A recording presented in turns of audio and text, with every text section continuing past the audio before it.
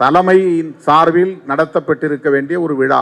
எது? தேர்தல் அங்கீகார வெற்றி விழா. ஆனால் நான் தான் அதை பெரிதாக கொண்டாட வேண்டியதில்லை என்று சொல்லிவிட்டேன். மக்கள் நமக்கு இந்த அங்கீகாரத்தை தந்திருக்கிறார்கள். நமக்கு எதிராக எவ்வளவோ அவதூறுகள் இன்றும் பரப்பப்பட்டு வருகின்றன. விடுதலை சிறுத்தைகள் கட்சியோடு சேர்ந்தாலே நம்முடைய அணி தோற்று போகும் என்றெல்லாம் பிரச்சாரம் செய்தார்கள். 2001 திராவிட முன்னேற்ற கழக அணி தோற்று போன போது ஒரு வார ஏட்டில் கொட்டை எழுத்தில் அட்டைப்பட கட்டுரை எழுதினார்கள். திமுக கூட்டணியில் திருமாவளவனும் கிருஷ்ணசாமியும் இருந்ததால் தான் பிற சமூக மக்கள் இந்த அணியை புறக்கணித்து விட்டார்கள் என்று தங்களின் கற்பனையை ஒரு உண்மை செய்தியை போல கட்டமைத்து வெளியிட்டார்கள். 2001 அதிமுக கூட்டணிக்கு போகலாம் என்று மூப்பனார் அழைத்த போது நான் தயங்கினேன். 3வது அணியையே நீங்கள் தொடர வேண்டும், ஆட்சியை கைப்பற்ற வேண்டும் என்று கூட இல்லை. இந்த அணியை வலுப்படுத்துவது எதிர்காலத்திற்கு நல்லது. அப்போதே சொன்னேன், திமுக அதிமுக ஆகியவற்றுக்கு இது ஒரு மாற்றாக இருக்கும். இந்த எளியவனின் வேண்டுகோளை ஏற்றுக்கொள்ளுங்கள் என்று அவரிடத்திலே நான் பேசினேன். அப்படி பேசிக் கொண்டிருக்கிற போதே ஒரு தகவலை சொன்னார். திருமாவளவனையும் நம்முடைய கூட்டணியிலே இணைத்துக் கொள்ளலாம் என்று நான் ஜெயலலிதா அம்மையாரிடத்திலே பேசிக் கொண்டிருந்தேன். அப்போது அவர் சொன்னார், திருமாவளவன் போட்டியிட்ட சிதம்பரம் தொகுதியில் தானே 2.25 லட்சம் வாக்குகள் கிடைத்திருக்கின்றன. பெரம்பலூர் தொகுதியில் 90,000 வாக்குகள் தானே கிடைத்திருக்கின்றன. அவருடைய வாக்கு வங்கி இன்னும் வலுப்பெற வேண்டும் என்று அவர் சொன்னதாக என்னிடத்திலே சொன்னார். இப்போ ஒரு நாடாளுமன்ற தொகுதியிலே 40,000 வாக்குகள் வாங்கினால் கூட அதை பெரிய கட்சி என்று இன்றைக்கு எல்லோரும் போற்றுகிறார். 50,000 வாக்குகள் பெற்றால் கூட பெரிய அளவுக்கு சக்தி இருப்பதாக சொல்லுகிறார்கள். இதே நான் இருந்த இடத்தில் யாராவது ஒரு நடிகர் இருந்து இந்த 2.25 லட்சம் வாக்குகளை பெற்றிருந்தால் இவர்தான் அடுத்த தமிழ்நாட்டின் முதலமைச்சர் என்று அன்றைக்கு ஊடகங்கள் தூக்கி கொண்டாடி இருக்கும். ஆகா ஓஹோ என்று எழுதியிருப்பார்கள். நம்மை அப்போது யாரும் கண்டுகொள்ளவே இல்லை. அதை ஒரு பொருட்டாகவே எடுத்துக்கொள்ளவில்லை. அதை ஒரு விவாதமாக்கவில்லை. அதை கட்டுரையாக எழுதவில்லை. அதற்கு ஒரு முக்கியத்துவம் அளிக்கப்படவில்லை. தேர்தலில் நின்ற 15 நாட்களில் திருமாவளவனுக்கு எப்படி 2.25 லட்சம் வாக்குகள் கிடைத்தன, இந்த அளவுக்கு வாக்குகள் எப்படி ஒரு நபர் மீது நம்பிக்கை வைத்து குவிந்தன, இவருடைய எதிர்காலம் என்னவாக இருக்கும் அரசியலில் என்றெல்லாம் யாரும் பேசவில்லை. எங்கோ 8வது பக்கத்திலே 16வது பக்கத்திலே ஒரு செய்தியாக போட்டார்களே தவிர வன்முறைகள் நடந்தது என்பதை முதல் பக்கத்தில் போட்டு விடுதலை சிறுத்தைகளே வன்முறையாளர்கள் என்பதை போல ஒரு தோற்றத்தை உருவாக்கினார்களே தவிர நமக்கு பாசிட்டிவாக எந்த செய்தியும் அன்றைய ஊடகங்கள் வெளியிடவில்லை, விவாதிக்கவில்லை. அதை இருட்டடிப்பு செய்தார்கள். இன்றைக்கு கட்சி ஆரம்பித்தாலே ஆஹா ஓஹோ என்று யூகங்களை எல்லாம் பெரிய பெரிய செய்திகளாக மாற்றுகிறார்கள். இப்போதே 20%, 24% என்றெல்லாம் எழுதுகிறார்கள். அடுத்த முதலமைச்சர் இவர்தான் என்று ஊடகங்களே வரிந்து கட்டிக்கொண்டு வலிந்து செய்தியை ஊதி பூதாகரப்படுத்துகிறார்கள். இன்னும் ஒரு தேர்தலில் கூட நிற்கவில்லை. வாக்குகள் எவ்வளவு என்பது யாருக்கும் தெரியாது. ஆனாலும் இந்த சமூகமும் இந்த ஊடகமும் எத்தகைய அணுகுமுறைகளை கொண்டிருக்கின்றன என்பதை நீங்கள் புரிந்து கொள்ள வேண்டும். இப்படிப்பட்ட இந்த சமூகத்தில் தான் அங்குலம் அங்குலமாக போராடி போராடி போராடி போராடி இன்றைக்கு இந்த அங்கீகாரத்தை நாம் பெற்றிருக்கிறோம். மற்றவனெல்லாம் 100 மீட்டர் ஓடி பரிசு வாங்கி விடுவான். நாம் 10,000 மீட்டர் ஓடினால்தான் அந்த பரிசை வாங்க முடியும். அப்படி ஒரு கேடுகட்ட சமூகத்தில் நாம் களமாடி கொண்டிருக்கிறோம். ஒரு கட்சியாக ஏற்காமல் அதை புறந்தள்ளுகிற ஒரு சமூகத்தில் நாம் இருக்கிறோம். நமக்கு பின்னர் எத்தனை கட்சி தோன்றினாலும் அந்த கட்சியை முன்னால் எழுதி நம் கட்சியை பின்னால் எழுதுகிற உளவியல் கொண்டவர்களின் ஆதிக்கம் நிறைந்த இந்த சமூகத்தில் நாம் போராடி கொண்டிருக்கிறோம். எத்தனை பேர் அறிக்கை எழுதினாலும் நம்முடைய அறிக்கையை கடைசியாக போடுவது என்பதை ஒரு நிலைய விதியாக கொண்டிருக்கிற சமூக கட்டமைப்பில் நாம் போராடி கொண்டிருக்கிறோம். எந்த சீனியாரிட்டியும் அவர்களுக்கு கிடையாது. சமூக மதிப்பீடுகள் அவ்வாறு இருக்கின்றன. இந்த சமூகத்தில் நாம் நடத்தியிருக்கிற 1/4 நூற்றாண்டு போராட்டம் என்பது எல்லோரும் 8 மணி நேரம் தூங்குகிறார்கள் என்றால் நாம் ஒரு நாளைக்கு 3 மணி நேரம் தூங்கி, எல்லோரும் 1 மணி நேரம் பார்வையாளர்களை சந்திக்கிறார்கள் என்றால் நாம் ஒரு நாளைக்கு 20 மணி நேரம் பார்வையாளர்களை சந்தித்து, ஒரு மாதத்திற்கு சில 1000 கிலோமீட்டர் பயணம் செய்கிறார்கள் என்றால் நாம் பல 10,000 கிலோமீட்டர் பயணம் செய்து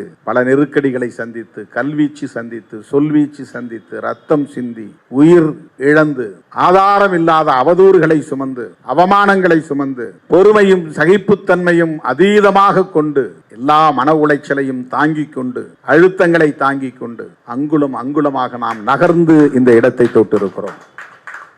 எனவே இந்த அங்கீகாரம் என்பது கொண்டாடப்பட வேண்டிய ஒன்றுதான். ஆனாலும் நான் அதை பெரிதாக எடுத்துக்கொள்ளவில்லை. வேண்டாம், மகளிர் அணி கொண்டாடட்டும் என்று சொல்லிவிட்டேன். மகளிர் விடுதலை என்றால் யாரிடமிருந்து விடுதலை, ஏன் விடுதலை என்ற கேள்வி எழுவது இயல்பு. யாரிடமிருந்து விடுதலை? தனி நபரிடமிருந்தா என்றால் இல்லை. ஒரு குறிப்பிட்ட சாதியிடம் இருந்தா இல்லை. ஒரு குறிப்பிட்ட இனத்திடம் இருந்தா இல்லை. ஒரு குறிப்பிட்ட தேசத்திடம் இருந்தா இல்லை.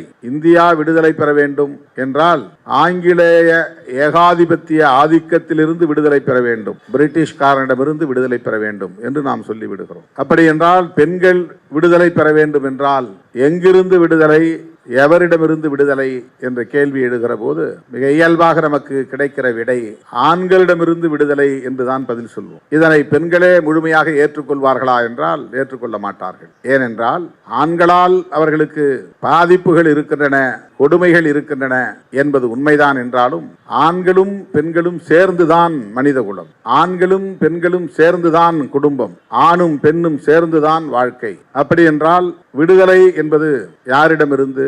விடுதலை என்பது ஆணாதிக்கம் என்கிற கருத்தியலில் இருந்து விடுதலை. ஆணாதிக்கம் என்பது எப்படி இருக்கிறது? அது ஒரு தனிநபர் வடிவத்தில் இல்லை, அது ஒரு கருத்தியல் வடிவத்திலே இருக்கிறது. அது ஒரு சமூக அடையாளமாக இருக்கிறது, அது உலகம் தழுவிய அடையாளமாக இருக்கிறது. ஒரு குறிப்பிட்ட சாதியில் மட்டும்தான் இருக்கிறது, ஒரு குறிப்பிட்ட குடும்பத்தில் மட்டும்தான் இருக்கிறது, ஒரு குறிப்பிட்ட சில ஆண்களிடம் மட்டும்தான் இருக்கிறது என்று சொன்னால் அது எளிது. ஆனால் இது ஒரு கருத்தியலாக இருக்கிறது, ஒரு தத்துவமாகவே கோட்பாடாகவே இது இருக்கிறது. இதனை புரிந்து கொள்வதன் மூலம்தான் இதனை எதிர்க்கிற வலிமையை பெற முடியும். ஆணாதிக்கத்தை எப்படி புரிந்து கொள்வது? ஆண்கள் அனைவரும் எதிரிகள், அவர்களை எதிர்த்து அவர்களை வீழ்த்தி அவர்களை தோற்கடித்து அவரிடமிருந்து பெண்கள் மீட்சி பெறுவதா என்றால் அப்படி இல்லை. அப்படி புரிந்து கொண்டால் அதை வீழ்த்த முடியாது. ஆணாதிக்கம் இங்கே இருக்கிறது, மேலோங்கி இருக்கிறது என்பது ஒரு தனி நபரின் மூலமாக இல்லை, ஒரு தனி ஆண் மூலமாக இங்கே நிகழ்வதில்லை. அது ஒரு சமூக கட்டமைப்பாக இருக்கிறது, அது ஒரு சோசியல் ஸ்ட்ரக்சராக இருக்கிறது. அதற்கு பல்வேறு காரணங்களை சொல்ல முடியும், எல்லா தேசங்களிலும் இருக்கிறது. ஆகவே அடிப்படையில் சமூக கட்டமைப்பில் மாற்றத்தை உண்டு பண்ண வேண்டும்.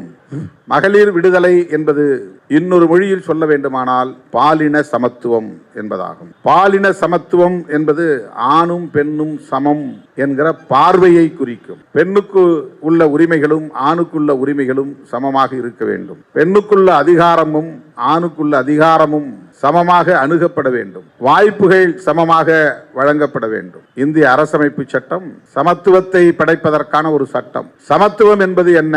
Equality of status and opportunity என்று சொல்கிறது இந்திய அரசமைப்பு சட்டம். Status and opportunity. ஸ்டேட்டஸ் என்றால் என்ன? ஒருவரை எப்படி நாம் மதிக்கிறோம் என்பதுதான், எப்படி நடத்துகிறோம் என்பதுதான், எப்படி அவர்களை தகுதிப்படுத்துகிறோம் அல்லது அந்த தகுதியை மதிக்கிறோம் என்பதுதான். சமத்துவம் என்பது நான் பல மேடைகளில் சொல்லி இருக்கிறேன். எல்லோருக்கும் சமமான உணவை வழங்கிவிட முடியாது, சமமான வீடு கட்டி தந்துவிட முடியாது, சமமான நிலத்தை வழங்க முடியாது, சமமான பதவியை வழங்க முடியாது, சமமான உடையை வழங்க முடியாது, சமமான கல்வியை, ஒரே கல்வியை வழங்க முடியாது. அனைவரையும் சமமாக மதிப்பது, நடத்துவது என்பதுதான் முக்கியமானது. அதுதான் ஈக்குவாலிட்டி ஆஃப் ஸ்டேட்டஸ். அனைவருக்கும் சமமான வாய்ப்பை தருவது. அந்த வாய்ப்பிலே யார் என்ன வெற்றியை பெறுகிறார்கள் என்பது வேறு, அந்த வாய்ப்பை வழங்குவது. ஆகவேதான் கான்ஸ்டிடியூஷன் சொல்லுகிறது, ஈக்குவாலிட்டி என்பதை விவரிக்கிற இடத்திலே ஆஃப் ஸ்டேட்டஸ் அண்ட் ஆப்பர்ச்சுனிட்டி என்று சொல்லுகிறது. அதுதான் சமத்துவம். ஆக பெண் சமத்துவம் என்றால் என்ன? ஆணுக்கு ஒரு மரியாதை, பெண்ணுக்கு ஒரு மரியாதை என்றால் அங்கே டிஸ்கிரிமினேஷன் இன் ஸ்டேட்டஸ் என்று வந்து விடுகிறது, பாகுபாடு. ஒவ்வொருவரையும் பொருளாதார அடிப்படையிலே உயர்வாகவும் தாழ்வாகவும் ஆண்களுக்குள்ளேயே பார்க்கிற பார்வை இருக்கிறது. ஆணுக்கும் பெண்ணுக்கும் இடையிலே பாகுபாடு இருக்கிறது உண்மை. அப்படி என்றால் ஆண் அனைவரும் சமமாக நடத்தப்படுகிறார்களா என்றால் இல்லை. ஆண்களுக்குள்ளே சமத்துவம் இருக்கிறதா என்றால் கிடையாது. ஆணுக்கும் பெண்ணுக்கும் சமத்துவம் இல்லை என்பது எவ்வளவு உண்மையோ அதை போல ஆண்களுக்கு இடையிலேயும் சமத்துவம் இல்லை என்பதுதான் உண்மை. முதலாளி தொழிலாளி என்கிற பாகுபாடு இருக்கிறது. உயர்ந்தவன் தாழ்ந்தவன், உயர்ந்த சாதி தாழ்ந்த சாதி என்கிற பாகுபாடு ஆண்களுக்கு இடையிலேயே இருக்கிறது. பணக்காரன் ஏழை என்கிற அடிப்படையில் ஒருவனை மதிப்பது என்கிற பாகுபாடு இருக்கிறது. ஆகவே அனைத்து ஆண்களும் சமமாக மதிக்கப்படுகிறார்களா என்றால் இல்லை. பெண்ணோடு ஒப்பிடுகிற போது ஆண்கள் சமமாக மதிக்கப்படுகிறார்கள் என்கிற ஒரு தோற்றம் உண்டே தவிர ஆண்கள் அனைவருமே சமமாக நடத்தப்படுவதில்லை. ஒரு தேநீர் கடைக்கு போனால் சில ஆண்கள் பெஞ்சிலே பலகையிலே அமருகிறார்கள், சில ஆண்கள் தரையிலே அமருகிறார்கள், அமர்த்த வைக்கிறார்கள். ஆகவே சமத்துவம் அங்கேயும் இல்லை. ஆகவே சமத்துவம் என்பது ஸ்டேட்டஸ் அண்ட் ஆப்பர்ச்சுனிட்டி என்கிற இரண்டு தளங்களில் மதிப்பீடு செய்ய வேண்டிய ஒன்றாக இருக்கிறது. ஒருவனிடம் எவ்வளவு பணம் இருந்தாலும் இருந்துவிட்டு போகட்டும், ஒருவனிடம் பணமே இல்லை என்றாலும் இருந்துவிட்டு போகட்டும், ஆனால் இவனுக்கும் ஒரு ஓட்டு தான், அவனுக்கும் ஒரு ஓட்டு தான் என்பது சமத்துவம். இவனுடைய ஒரு ஓட்டுக்கு இருக்கிற மதிப்பும் இவனுக்கு இருக்கிற ஒரு ஓட்டு மதிப்பும் இரண்டும் ஒன்றுதான். அம்பானி போடுவதும் ஒரு ஓட்டு தான், நம்ம ஊர் அந்தோணி போடுவதும் ஒரு ஓட்டு தான். இரண்டு பேருக்கும் ஒரே மதிப்பு தான். இப்படித்தான் சமத்துவத்தை புரிந்து கொள்ள வேண்டும். ஆகவே பெண்களின் சமத்துவம் என்பது பெண்கள் அனைவரும் சமமாக நடத்தப்படுவதில்லை என்கிற குற்றச்சாட்டு இந்த சமூகத்தில் உண்டு. பெண்களுக்கு இடையிலே பெண்கள் அனைவரும் ஒரே தொகுப்பு என்கிற போது பெண்களுக்கு இடையிலே சமத்துவம் உண்டா என்றால் இல்லை. ஆண்களுக்கு இடையிலே சமத்துவம் இல்லை என்பதை போல பெண்களுக்கு இடையிலே சமத்துவம் இல்லை. ஒரு குடும்பத்தில் மாமியார் ஆதிக்கம் செய்யக்கூடிய பெண்ணாக இருக்கிறார், மருமகள் அந்த ஆதிக்கத்திற்கு கட்டுப்படுகிற பெண்ணாக, சமத்துவம் இல்லாத பெண்ணாக இருக்கிறார். மாமியாருக்கு மருமகளுக்கும் உள்ள இடைவெளி இது, சமத்துவமற்ற இடைவெளி இது. உயர் சாதி பெண்கள், கீழ் சாதி பெண்கள் என்கிற உளவியல் பெண்களுக்குள்ளேயும் இருக்கிறது. அந்த பெண் உளவியலும் சமத்துவமற்றதாக இருக்கிறது. ஆகவே ஆண் தான் பெண்களுக்கு எதிரி என்று இல்லை, சமத்துவத்திற்கு எதிரான கருத்தியல் தான் பெண்களுக்கு எதிரி. சமத்துவத்தை மறுக்கிற கருத்தியலைத்தான் நாம் சனாதனம் என்று சொன்னோம். இந்தியாவை பொறுத்தவரையில் அதற்கு பெயர் சனாதனம். ஒவ்வொரு நாட்டிலும் வெவ்வேறு வடிவத்தில் இருக்கலாம், வெவ்வேறு அளவுகளில் இருக்கலாம். சனாதனத்தை இங்கே ஒரு கோட்பாடாக நிலைநிறுத்திவிட்ட நிலையில் இந்திய சமூக கட்டமைப்பு பிற தேசங்களில் இருப்பதை விடவும் மிக மோசமான பாலின பாகுபாட்டை கொண்டிருக்கிறது.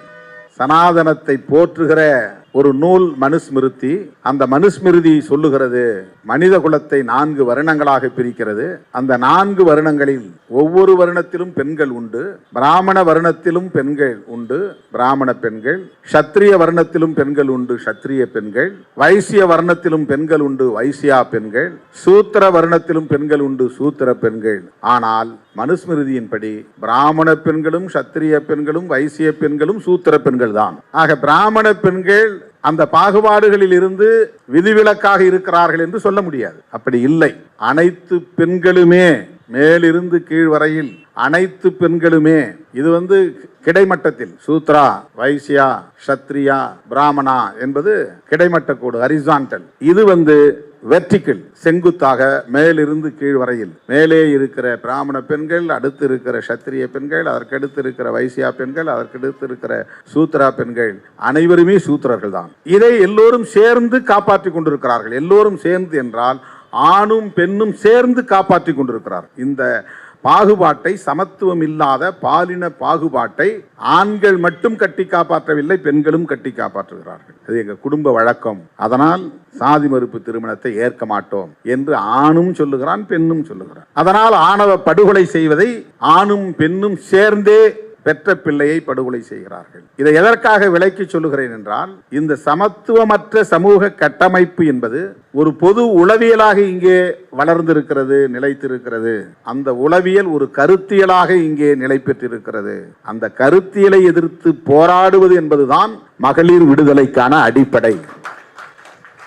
பாட்டாளி வர்க்கத்தின் விடுதலைக்கு முதலாளி வர்க்கத்தில் பிறந்தவர்கள் கருத்தியலை தோற்றுவித்திருக்கிறார்கள், களம் அமைத்து தந்திருக்கிறார்கள், போராடி இருக்கிறார்கள். ஒரு முதலாளி குடும்பத்திலே பிறந்தவர்கள், முதலாளித்துவ குடும்பத்திலே பிறந்தவர்கள், உயர் சாதி குடும்பத்திலே பிறந்தவர்கள் உழைக்கும் பாட்டாளி வர்க்கத்தின் விடுதலைக்காக சிந்திக்கவும் செயல்படவும் களத்திலே நிற்கிறார்கள் என்றால் அவர்கள் ஜனநாயக சக்திகள் என்று பொருள்.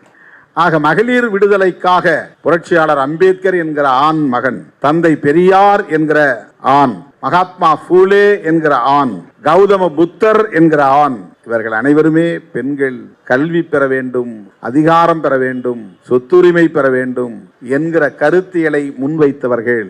எனவே அவர்கள் எப்படி மகளிர் விடுதலைக்கு எதிரிகளாக முடியும்? அவர்கள் மகளிர் விடுதலைக்கான ஜனநாயக சக்திகள், ஜனநாயக சக்திகள். எனவே பகைவர்கள் யார் என்பதை தீர்மானிக்கிற போது நமக்கு ஒரு பார்வை தேவை. நட்பு சக்திகள், ஜனநாயக சக்திகள் யார் என்பதை தீர்மானிக்கிற போது நமக்கு ஒரு பார்வை தேவை. இந்த பார்வை தேவை என்று சொல்லுகிறோமே, அந்த தேவையை உருவாக்குகிற பணிக்கு பெயர் தான் அரசியல் படுத்துதல் என்று பெயர். பொலிட்டிசைசிங் த பீப்புள். அதை எடுத்து சொல்லி புரிய வைப்பது, அதை புரிந்து கொண்டு அதன் அடிப்படையில் இணைந்து செயல்படுவது. அந்த கருத்தோடு உடன்படுகிற ஆண்களும் பெண்ணியவாதிகளாக உள்வாங்க பெற்று அவர்களோடு இணைந்து களமாடுவது. அப்படியெல்லாம் நிகழ்ந்தால்தான் அடுத்த கட்டத்தை நோக்கி நகரும். பெண்கள் மட்டுமே போராடி பெண் விடுதலை பெற முடியாது. ஆனால் பெண் போராடாமல் பெண் விடுதலை கிடையாது. பாட்டாளி வர்க்கம் மட்டுமே போராடி பாட்டாளி வர்க்க விடுதலையை வென்றெடுத்து விட முடியாது. ஆனால் பாட்டாளி வர்க்கம் அமைப்பாக திரளாமல், அவர்கள் போராடாமல் பாட்டாளி வர்க்கத்தின் விடுதலையை வென்றெடுக்க முடியாது. தலித்துகள் மட்டுமே போராடி சாதியை ஒழித்து விட முடியாது. ஆனால் தலித்துகள் ஒரு சக்தியாக அணி திரளாமல் போராட முடியாது. சாதி ஒழிப்பு என்பதை ஒரு கொள்கை முழக்கமாக, கோட்பாட்டு முழக்கமாக, கட்சியின் முதன்மையான முழக்கங்களுள் ஒன்றாக வைத்திருக்கிற ஒற்றை இயக்கம் விடுதலை சிறுத்தைகள் கட்சி. அதிகாரபூர்வமாக நாம் அறிவித்திருக்கிறோம். சாதி ஒழிப்போடு உடன்படுகிற பலர் உண்டு, பல இயக்கங்கள் உண்டு. அந்த களத்திலே நம்மோடு இருப்பார்கள், இருப்பது உண்மை. ஆனால் அதை தமது ஐம்பெரும் கொள்கை முழக்கங்களுள் ஒன்றாக, அல்லது எத்தனை முழக்கங்களை அவர்கள் கொள்கை முழக்கங்களாக வைத்திருக்கிறார்களோ அவற்றுள் ஒன்றாக அதிகாரபூர்வமாக அறிவித்திருக்கிறார்களா என்றால் எனக்கு தெரிந்து இந்திய அளவில் விடுதலை சிறுத்தைகளை தவிர வேறு எந்த இயக்கமும் கிடையாது. தோழர்களே, உலக மகளிர் நாள் கொண்டாடுவது என்பது பெண்களுக்கு வாழ்த்து சொல்லி கைகுலுக்குவதற்காக அல்ல, பெண்களை அமைப்பாக்கி அரசியல்படுத்துவதற்காக என்கிற புரிதலோடு நாம் இந்த களத்தில் கைகோர்த்து நிற்போம். வருகிற தேர்தல் அங்கீகார வெற்றி விழா மார்ச் 29ஆம் தேதி தமிழ்நாடு முழுவதும் பெண்கள் அணிதிரண்டு வர வேண்டும். ஏற்கனவே ஒரு மாநாட்டை பலரும் புருவத்தை உயர்த்தக்கூடிய வகையில், விழிகளை விரித்து பார்க்கக்கூடிய வகையில், வியந்து பார்க்கக்கூடிய வகையில் அணிதிரட்டினோம். வெற்றிகரமாக நடந்தேறியது. இது தலைமையின் சார்பில் நடத்தப்பட்டிருக்க வேண்டிய ஒரு விழா. எது? தேர்தல் அங்கீகார வெற்றி விழா. ஆனால் நான் தான் அதை பெரிதாக கொண்டாட வேண்டியதில்லை என்று சொல்லிவிட்டேன். மக்கள் நமக்கு இந்த அங்கீகாரத்தை தந்திருக்கிறார்கள்.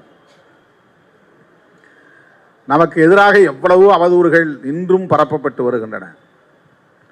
விடுதலை சிறுத்தைகள் கட்சியோடு சேர்ந்தாலே நம்முடைய அணி தோற்று போகும் என்றெல்லாம் பிரச்சாரம் செய்தார்கள்.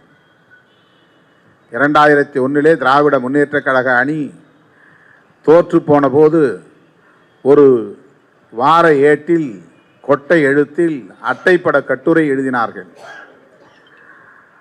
திமுக கூட்டணியில் திருமாவளவனும் கிருஷ்ணசாமியும் இருந்ததால் தான் பிற சமூக மக்கள் இந்த அணியை புறக்கணித்து விட்டார்கள் என்று தங்களின் கற்பனையை ஒரு உண்மை செய்தியை போல கட்டமைத்து வெளியிட்டார்கள். கலைஞரை நான் சந்தித்த போது அந்த வார ஏட்டை சுட்டிக்காட்டி இந்த கட்டுரையை படித்தீர்களா என்று கேட்டேன். என்ன எழுதியிருக்கிறார்கள் என்று கேட்டார். இந்த விவரத்தை சொன்னேன்.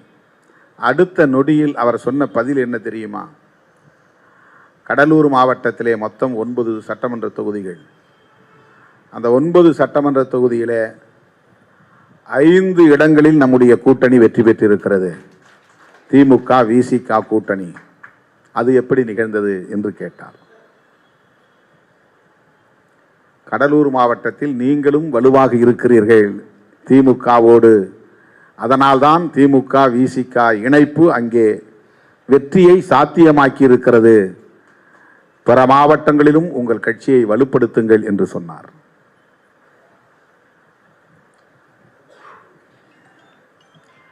ரெண்டாயிரத்தி 2006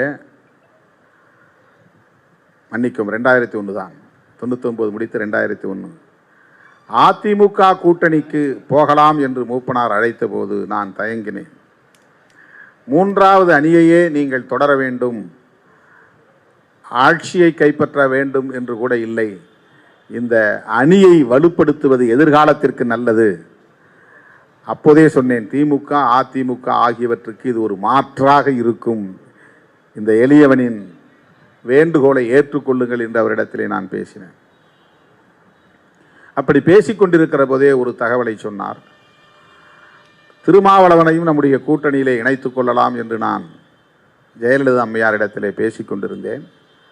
அப்போது அவர் சொன்னார், திருமாவளவன் போட்டியிட்ட சிதம்பரம் தொகுதியில் தானே 2.25 லட்சம் வாக்குகள் கிடைத்திருக்கின்றன.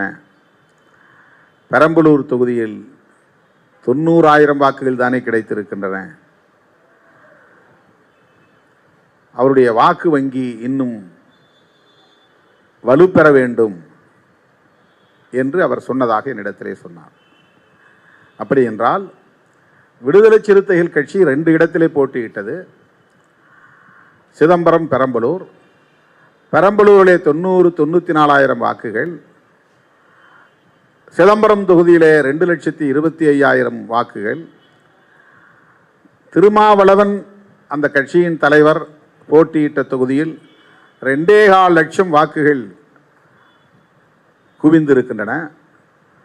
அதே அளவுக்கு பிற இடங்களில் அல்லது கணிசமான அளவில் அந்த தொகுதியிலும் கிடைத்திருந்தால் அந்த கட்சி அந்த வாக்கு வங்கி வலிமையை பெற்ற ஒரு கட்சி என்று நாம் எடுத்துக்கொள்ள முடியும் என்று சொன்னதாக கணக்கு பண்ணி சொன்னதாக சொன்னார். ஒரு கட்சிக்கு வாக்கு வங்கி எவ்வளவு முக்கியமானது, அதன் அடிப்படையில் தான் ஒரு கூட்டணி தீர்மானிக்கப்படும். இப்போ ஒரு நாடாளுமன்ற தொகுதியிலே 40,000 வாக்குகள் வாங்கினால் கூட அது பெரிய கட்சி என்று இன்றைக்கு எல்லோரும் போற்றுகிறார்கள். 50,000 வாக்குகள் பெற்றால் கூட பெரிய அளவுக்கு சக்தி இருப்பதாக சொல்லுகிறார்கள். இதே நான் இருந்த இடத்தில் யாராவது ஒரு நடிகர் இருந்து இந்த 2.25 லட்சம் வாக்குகளை பெற்றிருந்தால் இவர்தான் அடுத்த தமிழ்நாட்டின் முதலமைச்சர் என்று அன்றைக்கு ஊடகங்கள் தூக்கி கொண்டாடி இருக்கும்.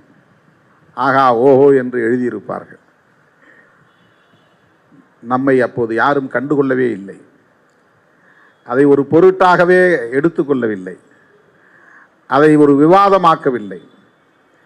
அதை ஆய்வுக்கு உட்படுத்தவில்லை. அதை கட்டுரையாக எழுதவில்லை. அதற்கு ஒரு முக்கியத்துவம் அளிக்கப்படவில்லை.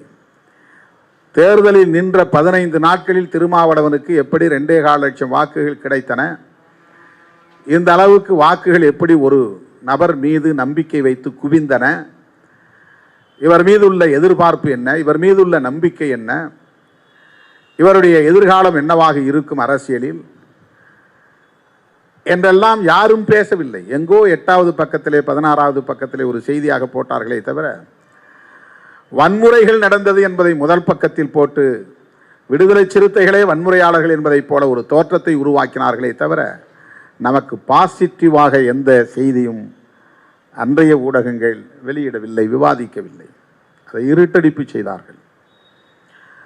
அடுத்து நடந்த 2004ஆம் ஆண்டு பொதுத் தேர்தலில், நாடாளுமன்ற பொதுத் தேர்தலில் மூப்பனார் இல்லாத போது நாம் தனியே ஒரு அணியை உருவாக்கி அந்த அணியில் இடம்பெற்ற யாருக்கும் நம்முடைய தொகுதியிலே வாக்குகள் இல்லாத நிலையில் நம்முடைய வாக்குகள் மட்டுமே என்கிற சூழலில் அந்த களத்தில் நாம் நின்றோம். அப்போது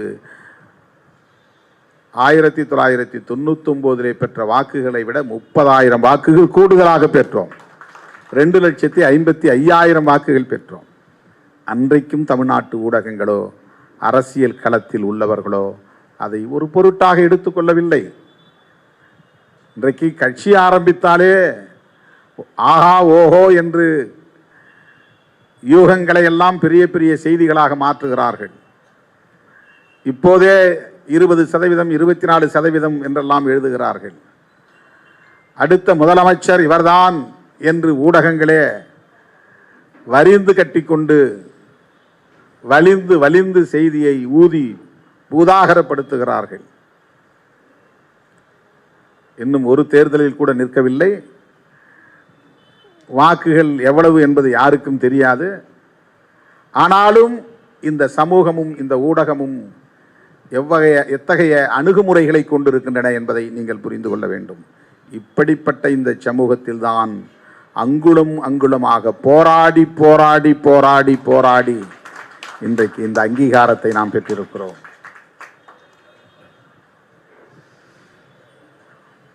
மற்றவனெல்லாம் 100 மீட்டர் ஓடி பரிசு வாங்கி விடுவான். நாம் 10,000 மீட்டர் ஓடினால்தான் அந்த பரிசை வாங்க முடியும். அவன் 100 மீட்டர் ஓட்டப்பந்தயத்தில் பெறுகிற பரிசை விடாமல் இடைநில்லாமல் 10,000 மீட்டர் ஓடினால்தான் நம்மால் அந்த பரிசை பெற முடியும், அவன் பெற்ற பரிசை பெற முடியும். அப்படி ஒரு கேடுகட்ட சமூகத்தில் நாம் களமாடிக்கொண்டிருக்கிறோம். ஒரு கட்சியாக ஏற்காமல் அதை புறந்தள்ளுகிற ஒரு சமூகத்தில் நாம் இருக்கிறோம்.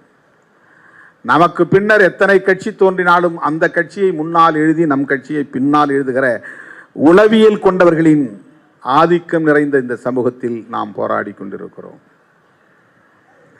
எத்தனை பேர் அறிக்கை எழுதினாலும் நம்முடைய அறிக்கையை கடைசியாக போடுவது என்பதை ஒரு நிலைய விதியாக கொண்டிருக்கிற சமூக கட்டமைப்பில் நாம் போராடி கொண்டிருக்கிறோம். எந்த சீனியாரிட்டியும் அவர்களுக்கு கிடையாது. சமூக மதிப்பீடுகள் அவ்வாறு இருக்கின்றன.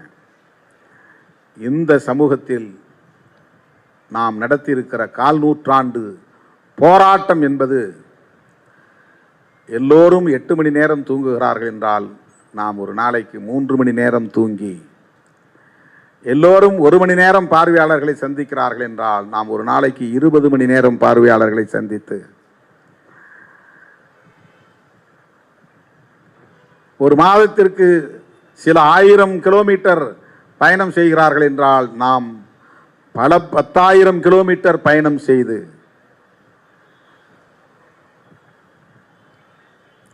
பல நெருக்கடிகளை சந்தித்து, கல்வீச்சு சந்தித்து, சொல்வீச்சு சந்தித்து, ரத்தம் சிந்தி, உயிர் இழந்து, ஆதாரம் இல்லாத அவதூறுகளை சுமந்து, அவமானங்களை சுமந்து, பொறுமையும் சகிப்புத்தன்மையும் அதீதமாக கொண்டு, எல்லா மன உளைச்சலையும் தாங்கிக் கொண்டு, அழுத்தங்களை தாங்கிக் கொண்டு, அங்குலம் அங்குலமாக நாம் நகர்ந்து இந்த இடத்தை தொட்டிருக்கிறோம். எனவே இந்த அங்கீகாரம் என்பது கொண்டாடப்பட வேண்டிய ஒன்றுதான். ஆனாலும் நான் அதை பெரிதாக எடுத்துக்கொள்ளவில்லை. வேண்டாம், மகளிர் அணி கொண்டாடட்டும் என்று சொல்லிவிட்டேன். விழுப்புரத்திலாவது நடத்தியாக வேண்டும் என்று தோழர் ரவிக்குமார் அவர்கள் எடுத்துக்கொண்ட முன்முயற்சியின் விளைவாக வருகிற 16ஆம் தேதி அவர் அந்த தொகுதியிலே மக்களுக்கு நன்றி சொல்லக்கூடிய வகையில் தேர்தல் அங்கீகார வெற்றி விழா நிகழ்ச்சி ஒன்றை நடத்துகிறார். விழுப்புரத்தில் நடத்துவதால் சிதம்பரத்திலும் நடத்தியாக வேண்டும் என்கிற ஒரு கட்டாயம் எழுந்துள்ளது. எனவே இந்த தேர்தல் அங்கீகார வெற்றி விழா சிதம்பரத்திலும் விரைவில் நடைபெறும் என்பதை தெரிவித்துக் கொள்கிறேன். எனது அருமை தோழர்களே, பெண்கள் என் கையில் பானை சின்னத்தை தந்தார்கள். அந்த சின்னம் நிலையான சின்னமாக மாற வேண்டுமானால், நம்முடைய வாக்கு வங்கி வலிமை பெற வேண்டும். ஒவ்வொரு தேர்தலிலும் தேர்தல் ஆணையம் வரையறுத்திருக்கிற விதிகளை நிறைவேற்றக்கூடிய வகையில் நாம் வாக்கு வங்கியை வலுப்படுத்த வேண்டும். அனைத்து தரப்பு மக்களின் நன்மதிப்பை பெற வேண்டும். தொடர்ந்து சட்டமன்றத்திலும் நாடாளுமன்றத்திலும் நாம் இடம்பெற்றாக வேண்டும். அப்படி ஒரு நிலை வந்தால்தான் நாம் நமக்கான அதிகார பகிர்வை வென்றெடுக்க முடியும். இன்னும் அதிகார வர்க்கத்தின் மூலம் நமக்கு இழைக்கப்படுகிற அநீதிகளில் இருந்து விடுபட முடியும். கொடியேற்ற முடியவில்லை, பொதுக்கூட்டங்களை நடத்த முடியவில்லை என்றெல்லாம் பல்வேறு பகுதிகளில் இருந்து நமக்கு நாள்தோறும் செய்திகள் வந்த வண்ணம் உள்ளன. இவையெல்லாம் எப்போது தீரும் என்றால், இன்னும் நாம் வலிமை பெறுகிற போதுதான், வாக்கு வங்கி வலிமை பெறுகிற போதுதான், பானை சின்னம் நிலையான சின்னமாக மாறுகிற போதுதான், அதை தக்க வைத்துக் கொள்ளக்கூடிய அளவுக்கான அரசியல் சக்தியாக வலிமை பெறுகிற போதுதான். இந்த வலிமையை பெறுவதற்கு மகளிரின் பங்கும் முக்கியமாக முதன்மையாக உள்ளது. ஊரெல்லாம் இதை எடுத்துச் சொல்ல வேண்டும், தெருவெல்லாம் எடுத்துச் சொல்ல வேண்டும், இல்லந்தோறும் எடுத்துச் சொல்ல வேண்டும். நம்முடைய கட்சி அகில இந்திய அளவிலே இன்றைக்கு உற்று கவனிக்கப்படுகிற ஒரு கட்சியாக கர்நாடகா, கேரளா, ஆந்திரா, மகாராஷ்டிரா, தெலுங்கானா போன்ற மாநிலங்களிலும் இன்றைக்கு அந்த மொழியை பேசக்கூடிய விளிம்பு நிலை மக்கள் ஏற்றுக்கொண்ட ஒரு கட்சியாக வளர்ந்து வருகிற சூழலில் தமிழ்நாட்டிலே நாம் அரசியல் சக்தியாக வாக்கு வங்கி வலிமையுள்ள ஒரு இயக்கமாக உருப்பெற வேண்டும், பரிணாமம் பெற வேண்டும். அதற்கு மகளிரின் பங்கும் மகத்தானது என்பதை எடுத்துச் சொல்லி, மகளிருக்கு மட்டுமல்ல, மகளிரின் விடுதலைக்காக போராடுகிற அனைவருக்கும் இந்த நேரத்தில் நான் வாழ்த்துக்களை சொல்ல கடமைப்பட்டிருக்கிறேன். 22ஆம் தேதி வெளிச்சம் கலைக்குழு சார்பிலே இந்த அங்கீகார விழா நடைபெறுகிறது. சென்னையிலே ராஜரத்தினம் ஸ்டேடியத்தில் நடைபெற உள்ளது. முத்தமிழ் மன்றம் அந்த நிகழ்விலும் தோழர்கள் பங்கேற்க வேண்டும் என்று அழைப்பு விடுத்து, மகளிர் விடுதலை இயக்கத்தின் சார்பில் மார்ச் 29ஆம் தேதி நடைபெற உள்ள தேர்தல் அங்கீகார வெற்றி விழாவுக்கான விழா குழுவும் விரைவில் அறிவிக்கப்படும் என்பதை தெரிவித்து அனைவருக்கும் வாழ்த்துக்களை கூறி முடிக்கிறேன். நன்றி, வணக்கம்.